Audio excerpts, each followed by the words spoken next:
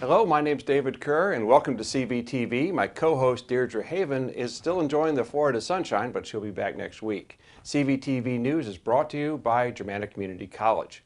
In a historic vote, the Virginia State Senate in Richmond approved the Equal Rights Amendment to the ERA to the U.S. Constitution. The vote, with strong Republican support, passed 26-14.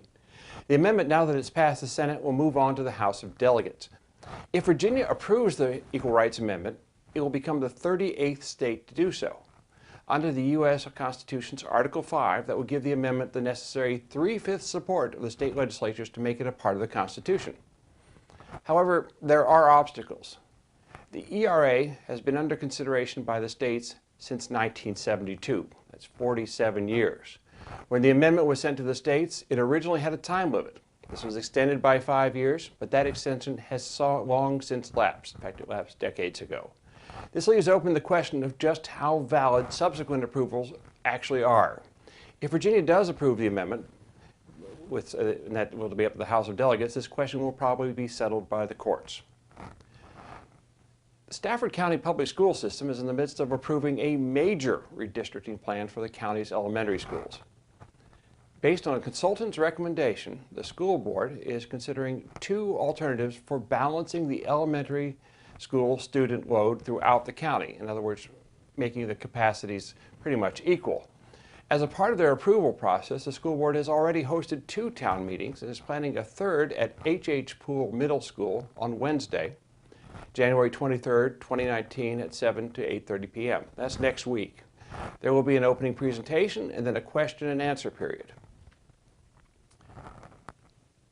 Well, for those of you who thought counterfeiting was a crime that belonged in old-fashioned movies and crime thrillers, it's not. In fact, we reported on 2 cases just last week. But the crime is now taking a different twist. The Stafford County Sheriff's Office is urging the public to use caution when selling items online, particularly in the wake of 2 recent larcenies involving victims who attempted to sell items through Craigslist. They were paid in counterfeit money.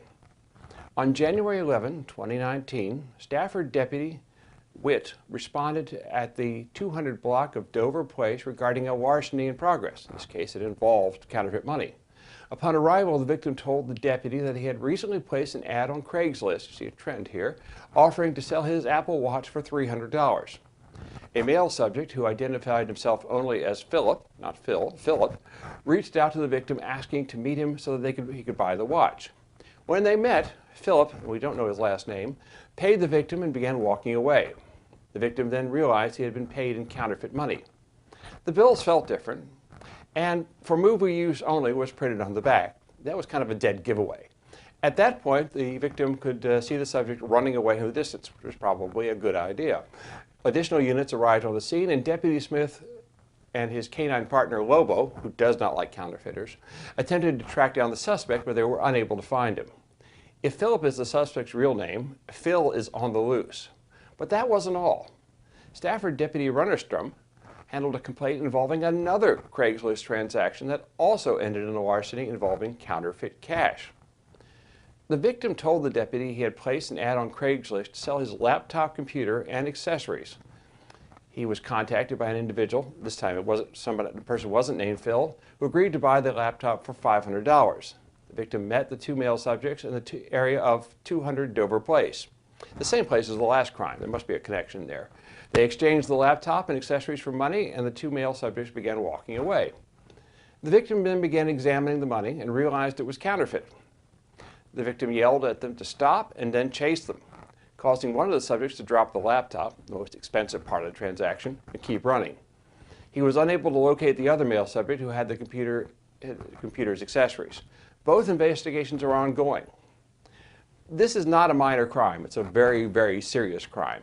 Anyone with information on these incidents who has a lead the sheriff might be able to use is encouraged to contact the sheriff's office at 540-658-4400. The sheriff's office would like to remind residents of the safe exchange zones in front of the Stafford County Public Safety Building located at 1225 Courthouse Road. There are 2 parking spots available that provide a safe and well-lit place to exchange goods or conduct custody exchanges in a law enforcement protected environment. criminals generally don't like to go to police stations. In an earlier broadcast, my co-host told people about a similar safe zone near the courthouse of the city of Fredericksburg at the police parking lot. And we'll be right back.